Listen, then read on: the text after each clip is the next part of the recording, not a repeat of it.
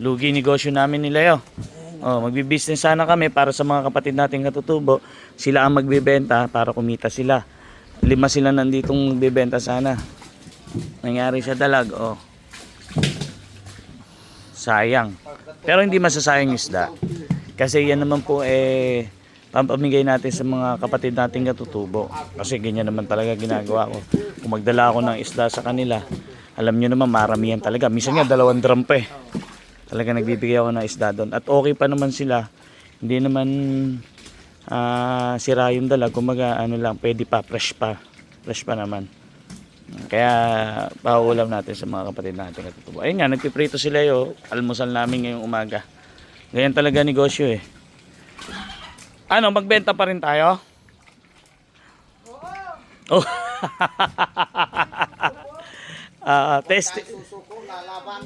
Sa susunod, alam na ano. Alam na yung dapat gawin. Siyempre first time, hindi natin alam.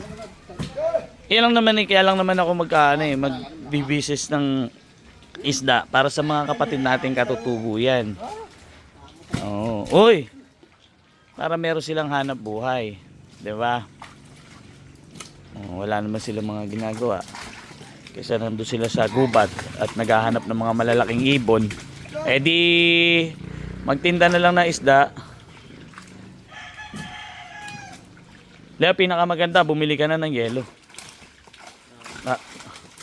Sa ngaya tol maganda, sa Sitio Bangilan, saan pa ba pwedeng dala niyan? So kaya maganda magdala niyan. Anong sitio kaya? Ay oo, Sitio Kawayan.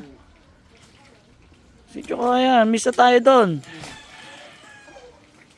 Kasi sa Sitio Puti, maraming isda pa ron. Naalala nyo, nagdala tayo hito ron. Ubus na ba yung hito?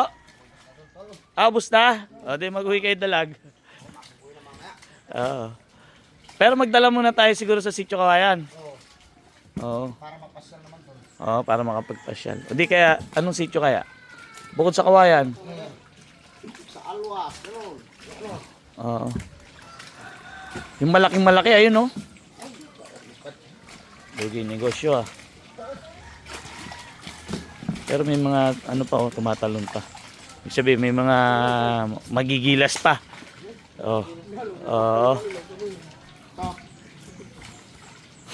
Lugi. Ano kaya magandang gawin dyan para manatili silang fresh? Pagawa kaya tayo ng concrete pan dito.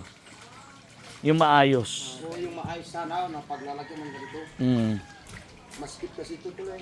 Kaya nga eh. Dapat malapad.